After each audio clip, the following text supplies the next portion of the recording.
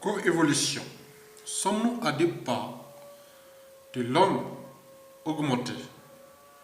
Mots-clés: sciences cognitives, nanotechnologie, informatique, biotechnologie, neurosciences, singularité, optimisme, singularité optimiste, cerveau global, symbionte, symbiose cognitive, inclusion, transhumanisme, post-humanisme, cellules réparées, culture cellulaire, allogreffe, xénogreffe, organes bio-artificiels, biomatériaux, eugénisme, la vie éternelle, etc., etc. Les transhumanistes prônent l'usage des sciences et des technologies afin d'améliorer les caractéristiques physiques et mentales des êtres humains. Les transpost-humanistes considèrent certains aspects de la condition humaine, tels que les handicaps, la souffrance, la maladie, le vieillissement ou la mort subie, comme inutiles et indésirables. Les transhumanistes pensent que le processus cognitif humain actuel doit être augmenté à l'infini. Des puces bioniques sont à implanter directement dans certaines zones du cerveau, connues pour jouer un rôle important dans les fonctions cognitives, affectives et sociales. En d'autres termes, des nano-ordinateurs seront intégrés avec diverses applications.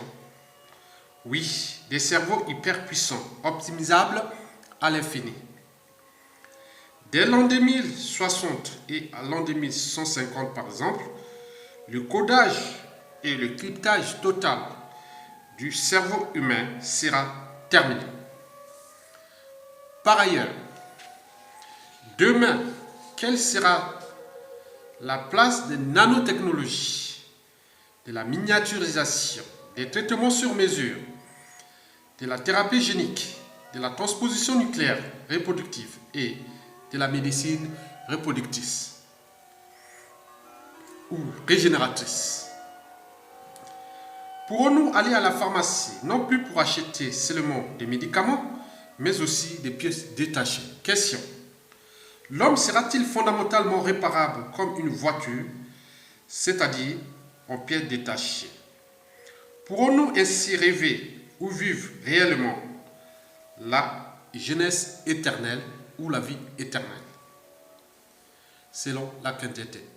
C'est toutes ces questions nouvelles que j'aimerais poser à tous les internautes et à tous ceux qui me suivent sur mes pages internet ou des réseaux sociaux.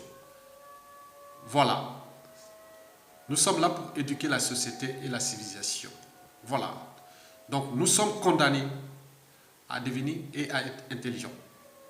Mais avec quel individu? Donc ces individus, nous devons les préparer pour le monde de demain, parce que les enjeux environnementaux du monde de demain seront improbables. Donc nous devons préparer les gens, les individus, les citoyens à devenir très intelligents et pour lutter contre les dégradations environnementales et sociétales dans les bonnes conditions. Tels sont les fondements de cette vidéo que je prône pour l'intérêt du transhumanisme et du post-humanisme. Je vous remercie.